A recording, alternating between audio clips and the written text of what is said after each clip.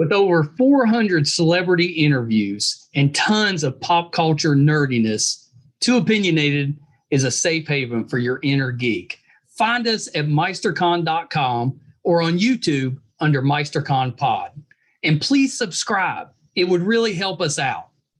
Thanks, everybody. Hi, everybody. Welcome to another edition of Too Opinionated. Super excited today. I've got singer-songwriter BenAnthony Lavoz with me. So welcome, BenAnthony. Hey, what's up, Michael? It's great to be back on the show. I was going to say I should welcome you back because we actually did this interview a few weeks ago. And like I was telling you, we went to edit it, and it was a disaster. It sounded fine when we did it. We went back to listen. You couldn't understand anything we were saying. But we got along, so it's an honor to be back. Yeah, same. I was like, well, at least we didn't not like each other, so that getting back together kind of sucked. That was no big deal. Great energy. Well, so let's start this way, BenAnthony. Talk a little bit about what got you into music. Why do you want to become a singer? So I've basically been doing singing since I was a kid in the church choir, and as time's gone by, music just keeps on coming back and these opportunities in music. So at about 2019, I really decided to take it on full time, and actually 2018, 2019, took it on full time. It's been going great. Again, I think that the Latin culture secretly is something that people desire here in Canada, but it's kind of an unspoken desire. So it's just always dragged me back in, and I'm having fun doing it, and everything's going great. Yeah, that's terrific. So you've got a new album out. What's the name of the album? So the album's called Aunque Me Mate. It means even if it kills me. That was out 23rd. What does that mean? Even if it kills me? So basically, Aunque Me Mate means so like I said, I really dropped everything for the music around 2018, 2019. It was a little before the pandemic. And because of the pandemic, I couldn't travel, which was a huge handicap for me. It was I have to really get out of the country to be able to hone in my art. But staying here in Canada, I really realized the need to have the Latin music and the Latin culture, the Latin community, the Latin music industry evolve. It's really behind in that aspect. So I kind of really dedicated the next couple of years to getting, first of all, getting the Latin category at the Junos, which is similar to, what would be your Grammys, which is our national. Yeah, so that's what we're working on, and I'm going to get it done even if it kills me. I'm surprised it hasn't been done, but it's going to be done now. I'm really surprised that it hadn't been done. And when we talked last time, you talked about the difficulties in Canada around Latin music. So have your efforts and the work that you're putting in, has that made it any easier, or is it still a struggle? I mean, since we've talked, I've actually been able to talk with a couple independent labels and stuff, or labels outside of Canada who we've shared information with, and then they basically shared with me, especially some of these people who are on the Juno voting, they're on the board of the voters, that one of the issues is that they have a lot of old timers, people have been in the judging panel for decades, and they're really behind on it. So that's what we're really fighting towards. But as of last year, there have been several letters being sent to them, and so I urge anybody, any Latino or even outside of the country, if they want to just shoot out a letter of support to the Latin community, then to do so through the Junos. I'm sure that they have the email. It's really important for us to really show unity, and I think there's enough of us going for it now. And I think the pressure from the outside world, the States, is, by putting Bad Bunny winning a Grammy, it's not supposed to be English. It really, really puts pressure on them to act. Bad Bunny's supposed to be writing like a Spider-Man movie or something. Really? Really? Yeah. I know it sounded weird to me too, but I was like, okay, I'd probably go see that. Really? Not. I mean, he did pretty good with the WWE. Yeah, he did. Didn't you get to perform with him at some point? Yeah. So anytime he's come to Toronto, minus the last time, I've been the opening act. So that's awesome. Yeah, it's really cool. He's a really cool guy. It's cool. And most any act that comes to Toronto, I get the chance to open for. and now I'm also getting more involved in their sets when they come. So really fun stuff. Really fun stuff. Yeah, that's terrific. So I think I told you my wife is half Mexican. Her father was born in Juarez. So we had that side of the family all came over for the 4th. We played your music the whole time. Oh yeah, I remember it. And they enjoyed it, eh? Oh yeah, they loved it. They loved it. They had the best time because it's like I told you, it has that Latin feel to it, so it's kind of familiar, but it's not exactly the same. It's unique, and it was. I mean, it's just really good. There was a lot of dancing going on. You know, we were down by the pool. We had the grandkids out there dancing. I mean, it was pretty great. And that's what I'm hoping for. I'm trying to bring in a different, youthful generation sound to the Latin industry as a whole, because I really do think that they really went into an urban flow, an urban style in the latest modern Latin music. It's not as musical as it used to be, or it could be. So I think that's what you're hearing. I'm just trying to bring back some of those old traditional sounds, and it's being received very well. The only place that's actually giving me a little hard time, and I don't know if it's just my promoters out there, it's in Miami. I was there at Calle Ocho, which is a huge, Yeah. huge, and then sending that music in, they just really want to hone into that Cuban sound, which is that timbal. They're kind of on that offbeat, but it's a lot of the stuff that they're shooting out is very urban. So um, coming from Canada, I don't have much weight behind me. I have to kind of conform. So I Right. sent them over my vocals, and I said, well, you're more than welcome to put a backtracking on it that's of your sound, and so we have yet to hear how that's gonna sound. Be like a remix of sort. Yeah, which isn't necessarily a bad thing, but you think that Miami, especially, would be open to a little bit of diversity in their Latin music. You would think, but they that Cuban zone really have a grasp on the music scene there. Oh, good for them. I was in Miami in June, and it was so humid. I mean, Oh, it was hot and humid. Like we tried to go down to the beach for a little bit and just about burn up. Couldn't stay really? long. Yeah, it was hot. I bet it's hot right now, right? Everything's hot right now. Oh my gosh. Yeah, is it like that in Canada right now? You know what? I can't. From what I'm hearing from other places, I can't complain. We do have a bit of like that cool wind, but we had those wildfires that were pretty nasty. But Yeah, we've been dealing with some of the fallout from that, the smoke and stuff causing some air quality issues. I saw the pictures from New York. It was actually I was in New York the week after. It was really bad. I missed the apocalyptic. Do you have plans to tour at some point? So June, like we were talking about last time, we're sticking in Toronto doing like the festivals. Mhm. I was at the Waterfront Awards. Nice. Uh, very good. I'm in the magazine. You can see me there in the middle. Yeah, that was really good with Dr. Draws, and this was basically empowering women. It was very good. It was on the 30th floor of a condo. It was amazing at the Board That's of Trade. awesome. And then we have the Pan American Festival, which is at our city square of Toronto. It's pretty big, and they've been able to feature me there. Right, Oh, very nice. Yeah, I've been seeing you on some of the news programs and stuff. That's been awesome. getting a lot of the city's attention, which is what we want. We just got to make sure that they start backing us up, because there's a lot of grants that are coming out of Canada, and they got to kind of be directed towards what's in, and it's Latin music right now. So it's that we have the Brampton Latin Festival, we have the Mississauga Latin Festival, and then come August, I'll be in LA for most of the time for the Hollywood Independent Awards. So Yeah, yeah, I plan on being in LA at the end of August. Kind of visit. I haven't been since October, so I'm kind of looking forward to that one. Should be a fun trip. I haven't been since the pandemic, so I'm excited to see the changes, because every city I think has shaped a little differently. Yeah, it's definitely different. Like you'll be able to tell a difference. Still pretty great, but it's definitely different than it was, say, 3 years ago. When we hit that nonsense. Do you have a favorite song on this album?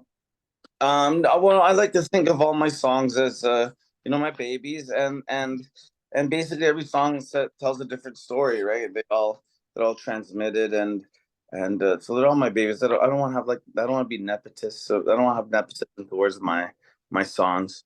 Yeah. Well, and if I remember right, what do you have, like 13 tracks on this? 13 tracks. I wanted more, but time That's a didn't. good size album, though. It is, but these Latinos are.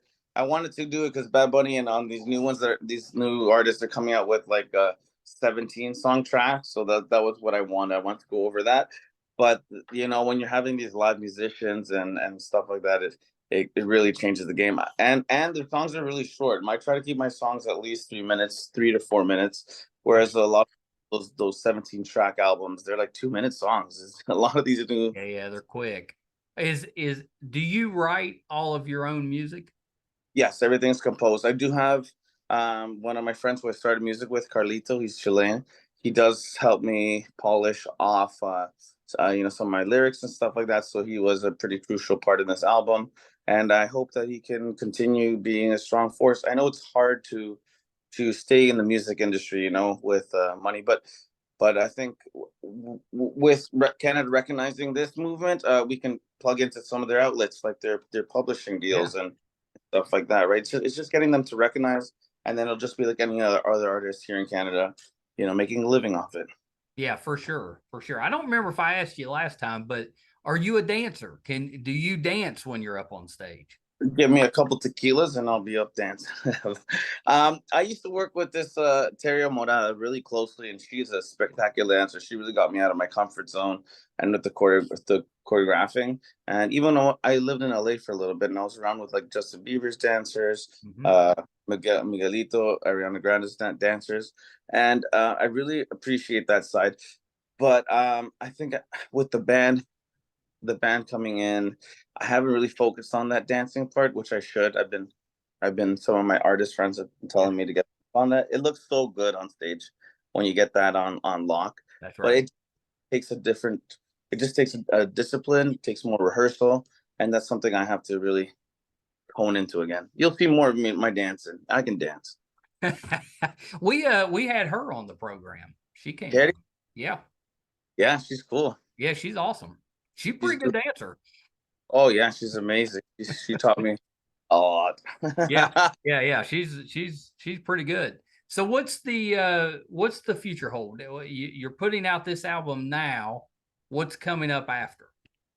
We're gonna run with this album for the remainder of this year, and then towards the beginning of the new year, I always like to work on new stuff. We have the Grammys. We're going to the Grammys. We have a couple of award shows. We're going to be present. It's a struggle staying in Canada, but I have to stay true to my vision. So we're going to be, attacking the Junos. They're usually in March, I believe. Yep. So going to be back and forth, and also a lot of labels have shown interest like they have in the past, but we're trying here hard at BenAnthony Entertainment to keep it independent. So we're just basically having fun with it. We're having fun, and we're just hoping to really hone in that Canadian market, maybe take it on tour here, and then take that tour worldwide. I love it. Yeah, I think that's terrific. Who were you listening to as you were growing up? Did you have a favorite band or a group? I love the Hotel California from the Eagles. Really? Yeah. And a lot of like old traditional Spanish music. My grandparents loved to listen to cumbia.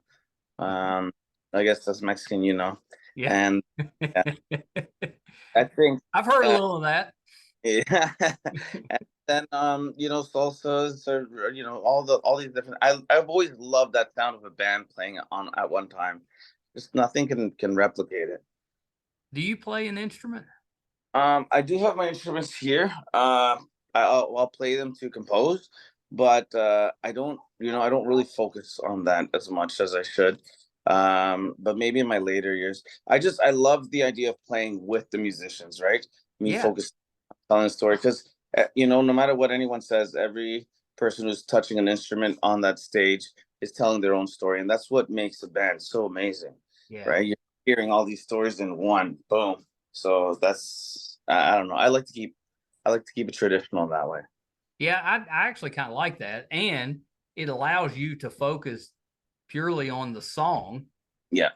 And then you've got professionals help back you up. I think that's a great way to do it. Yeah. Exactly. How about have you ever tried doing like acoustic versions of your music? Yeah. Yep. I was working with this guy Delon, also with Sash Stoltz, and he was heavy on the guitar, and most of all our songs ended up becoming acoustic. But he found this cool thing, and I think Ed Sheeran said it too. Like, and that's why I play the guitar a lot with it. It's like there's these four chords, and you can play any song with them, really. Yeah. Yeah, that's And pretty great. that's really cool. So there's that. It's just usually with show and stuff, that you for the same price you can basically get, a couple dancers, a couple more musicians, the acoustic, right? So most people, unless it's really geared to an acoustic set, they usually go more. They want to see the Latin player. Yeah. Yeah, I Yeah. think especially with Latin music, you kind of need the extra instruments Yeah. to Yeah. really make it sound good, I think. And the pretty ladies with their, feathers in their head shaking. Well, yeah, that's one thing I've noticed with Latin music is it's a spectacle. Yeah. It's like the music's great, but it's not just about the music. It's about the costumes and the dancing and all of that. I kind of love that. I love it. I love it. Yeah, it's fun. It makes you energized when you listen to it. It does. Like Kanye West said, if you're looking at a spectacle and there's crazy things going on, then it comes from a crazy person. Well, so before we wrap up, BenAnthony, what or where can we find your music? Where can we find you on social media?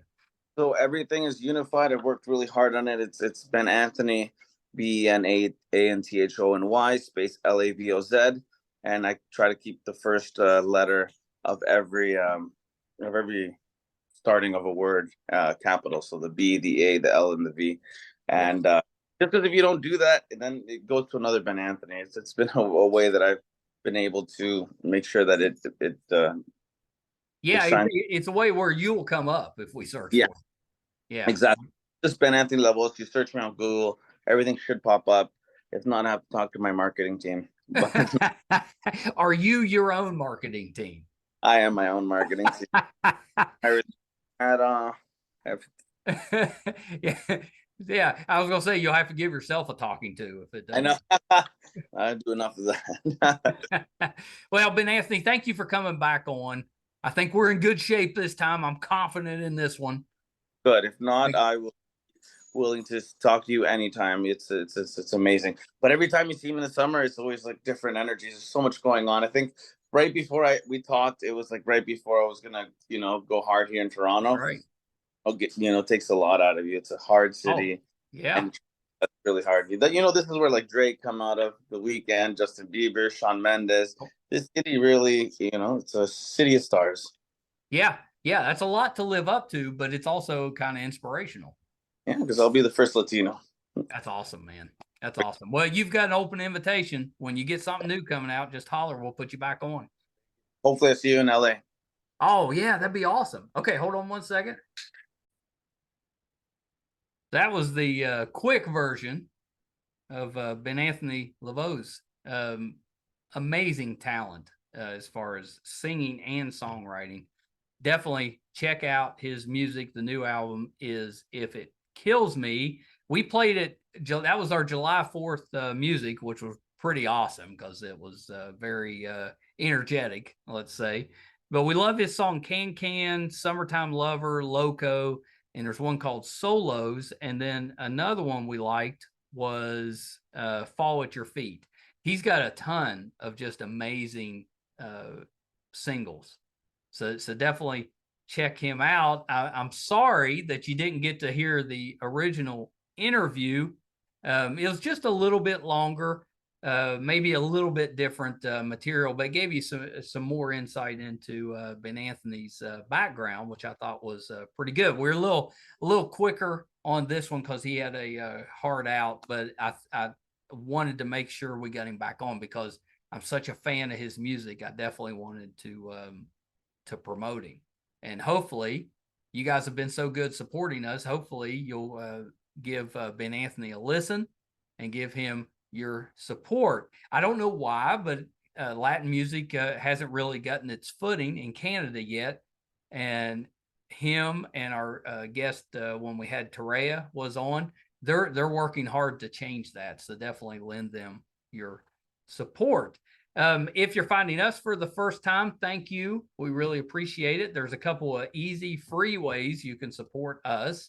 If you prefer to watch, our YouTube channel is MeisterCon Pod. Just hit that subscribe button. It really helps us out. Doesn't cost you anything, but it helps us a ton. If you prefer to listen to your podcast, just subscribe wherever you're listening to your podcast or whatever podcast app you're listening to. Just subscribe there. That'll help us as well. Today, we put out episode 622. You can find all of those audio and video on our website, meistercon.com. So definitely check us out there. If we're doing something in studio, if we're going on location, if we're going out to LA, if we're covering a convention, whatever we have going on, that'll be on the website, meistercon.com. IMDb, which is the entertainment database, recently named us one of its top 100 podcasts. Big deal for a father and son team. We came in at number 82. There's 15 million podcasts out there. 38,000 of them have done well enough to make it to IMDb. Of those 38,000, we're number 82. Really proud of that. If you want to check out our page on IMDb, it's imdb.com. Just look up To Opinionated. Just you going and looking at the page, that helps us out. That traffic helps us. So please check that out and kind of scroll through our guest list. I think you'll be surprised at the quality of guests that we have, and I'm sure you'll find, plenty that you're fans of. Thank you guys so much. Till next time. Bye, everybody. Hi, everybody. I'm once again here to ask for your support. It's been a big year for the Two Opinionated podcast. Back in February, we got to live out a dream, moderate for William Shatner here in our hometown. In May, we passed 100,000 downloads on our YouTube channel, and we followed that up in June with 50,000 downloads on the audio side. We recently posted our 600th episode, which is pretty good volume for just a father and son operation. Not too many podcasts can keep that volume up. We've been doing this now for 4.5 years, 600 plus episodes. We recently hit 1,000 subscribers on our YouTube channel, which is a really big deal for us because we've always gotten the views, but have struggled to get people to subscribe. So that 1,000 was a big deal for us. And best of all, we were recently named one of the top podcasts on IMDb, which is the entertainment database. Those that are ahead of us, we came in at number 82. Those that are ahead of us are bigger companies like Disney, mostly Marvel, and Joe Rogan, that type of podcast. So for us, being just a small West Virginia father and son podcast, to be in the top 100 out of 15 million, it's a pretty big deal for us. So thank you for everything you've done for us so far. Got a couple little ways, though, that you can help us, and they're free, and they're really easy. If you haven't checked out our YouTube channel yet, please go to YouTube. It's under MeisterCon Pod. Just hit subscribe. It's free. Doesn't cost you anything. Really helps us a ton. And maybe even more important, if you could go to imdb.com, look up the Two Opinionated podcast, and just look around the page. Just having that traffic on the page really helps us out. So that's a couple easy ways that you can support us, even if you're not listening or watching all of the time. And we want you to listen and watch, because I think that our guest list, I would put up against anybody, any other show, podcast, anybody out there. I think our guest list holds up. So please check us out. You probably will find somebody that you like, or maybe somebody that you didn't know you liked, but kind of discovered them on there. There's tons of that. If you're into music, we have that too. If you like books, we've got authors on there. If you're more into what goes on behind the scenes in the entertainment world, we've got producers, directors, video artists, anything you can think of that happens behind the scenes, we've had them on the show. So definitely check us out. Thank you guys so much. Until next time. Bye, everybody.